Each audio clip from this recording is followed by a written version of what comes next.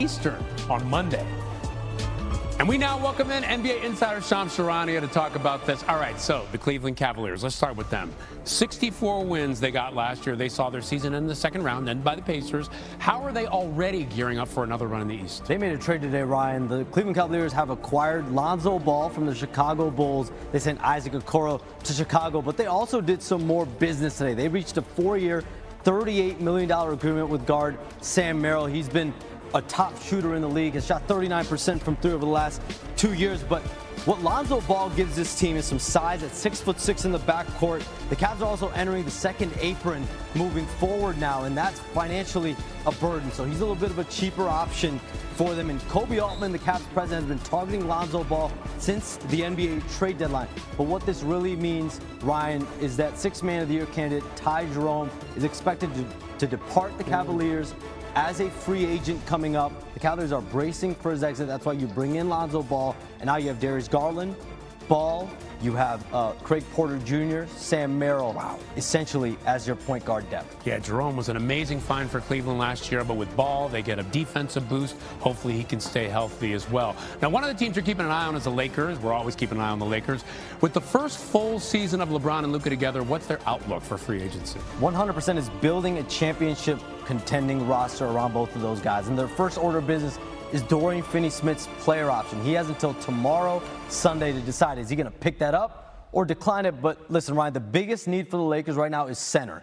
Rob Pelinka, their president, has been vocal and upfront about it. We have to go find some size. So you think about names like Brook Lopez, Clint Capella, Al Horford is also available on the open marketplace. So they're going to be really prioritizing the center position. So I'll be very mindful the first day or two of free agency on Monday, Tuesday. Which center do they find? Yeah, they ended up trying to go after Mark Williams last year. That didn't work out because of the failed physical, but they got some options on the free agent market. Now, you talk about Brook Lopez. He played for the Bucks. The Bucks won't have Damian Lillard for most, if not all, of next season with that Achilles injury. So how are they approaching free agency and the future of Giannis? The Bucks are approaching free agency knowing and understanding. Giannis Antetokounmpo is observing. He's paying very close attention to how they handle this upcoming free agency week. And they've got several free agents of their own. I believe 7 in total, but it's really led by Bobby Portis, the aforementioned Brook Lopez, Kevin Porter Jr., Gary Trent Jr. So they're going to look to try to re-sign as many of those guys as possible. But listen, July is a very important month for the Bucks to build out this team. How are they going to be able to build a championship contending roster with just one first-round pick to trade, not many tradable high-level contracts, and a Damian Lillard who might miss all of next season? So they're asset depleted right now, but let's see what they can do. Giannis Antetokounmpo will be watching very closely. Yeah, because he has said maybe he's open to being moved, maybe, but at the same time, they got to prove to him they have a championship squad that they can build. Shams, with the very latest on free agency. We're going to see you all week long. I'm here, Ryan. All right, I'm here. Reported Saturday that the Bulls are trading guard Lonzo Ball to the Cavaliers for Isaac Okoro. Ball played just 70 games for Chicago the last 4 seasons, been dealing with knee injuries. Okoro's been a key defender for the Cavs since being drafted 5th overall in 2020. With more on the trade, here's Shams. What Lonzo Ball gives this team is some size at 6'6" in the backcourt. The Cavs are also entering the second apron moving forward now, and that's financially a burden. So he's a little bit of a cheaper option for them. And Kobe Altman, the Cavs president, has been targeting Lonzo Ball since the NBA trade deadline. But what this really means is that Sixth Man of the Year candidate Ty Jerome is expected to depart the Cavaliers as a free agent coming up. The Cavaliers are bracing for his exit. That's why you bring in Lonzo Ball. And now you have Darius Garland, Ball. You have Craig Porter Jr., Sam Merrill, essentially as your point guard depth. So then over in the West, the Warriors would very much like to keep the services of Jonathan Kuminga and Steph and Draymond and Jimmy Butler. That seems like a lot of money. The team extended Kuminga a qualifying offer, which now makes him a restricted free agent. Remember, here are the rules. Kuminga could still be signed away when free agency officially begins, which is Sunday. The sport. This is a look at some of the biggest names that could be on the move as we are just 2 days away until NBA free agency. As I mentioned, James Harden, Chris Paul, Miles Turner among some of the top names who could have new destinations for this upcoming season. Now, for much more on the latest surrounding NBA free agency, let's go ahead and welcome in Jasmine Wimbish for more. Jasmine, it's so great to see you. Let's go ahead and start here with James Harden. Has a player option and had a good regular season in Los Angeles with the Clippers. Harden as we know, has really bounced around the league, going from Brooklyn to Philly to LA in just the past 4 years. Do you see him staying in LA, or do you see him maybe testing the market and going elsewhere? Yeah, no, I think the expectation is that James Harden will still be with the LA Clippers.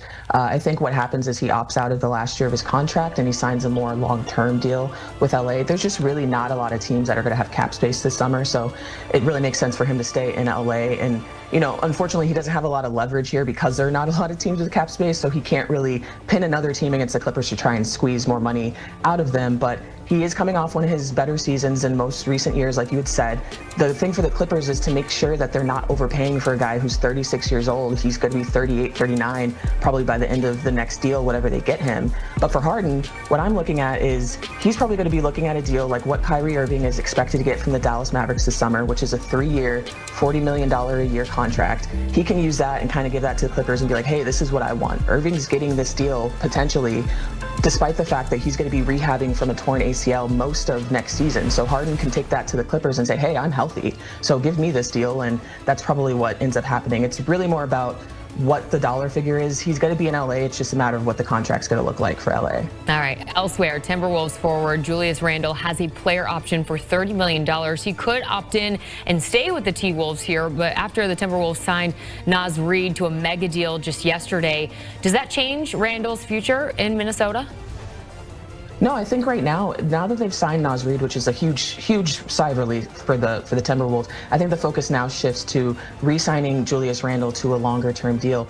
The Minnesota Timberwolves came into this summer wanting to re-sign 3 guys: Naz Reid, Julius Randle, Nickeil Alexander-Walker. They've got Naz Reid done, so now it goes to trying to get Julius Randle on a longer-term deal. So I think what happens here is he opts out of that $30 million player option. He signs a long-term deal to stay with them. Unfortunately, that probably means that Nickeil Alexander-Walker is probably the odd man out here, and he probably ends up playing elsewhere next summer. There is a scenario in which Minnesota could keep all of these guys.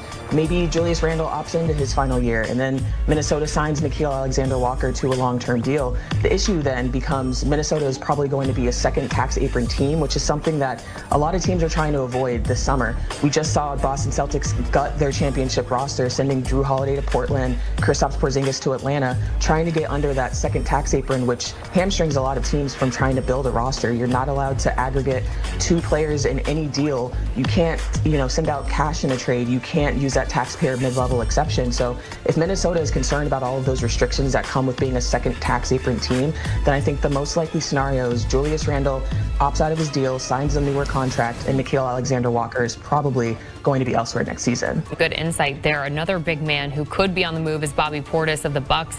He was recently quoted mentioning how many team-friendly deals he's actually taken to stay in Milwaukee. The only issue is Milwaukee is in a tough spot right now considering their roster limitations and Damian Lillard's injury. What's a good landing spot for Portis? Yeah, if the Bucks don't want to pay Bobby Portis, the team that's been linked to him is the Golden State Warriors.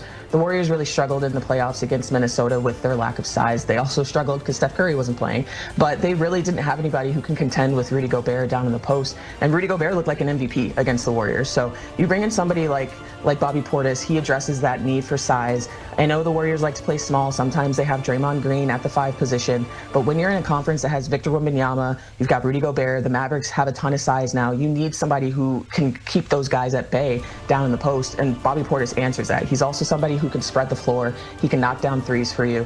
And if Jonathan Kuminga is not going to be on the Warriors next season, Bobby Portis can be that guy to come in off the bench, give you that spark plug that they're going to need next season. I want to go ahead and piggyback off that point on Jonathan Kuminga here because the Warriors really have an interesting decision to make when it comes to him. Steve Kerr openly talked about how it was awkward, and it was an awkward fit for him following the acquisition of Jimmy Butler. And one report has connected him with the Miami Heat. Do you think Miami makes sense here? I think the Heat makes sense. I think any team where Jonathan Kuminga can get his minutes, I think that would be a great landing spot for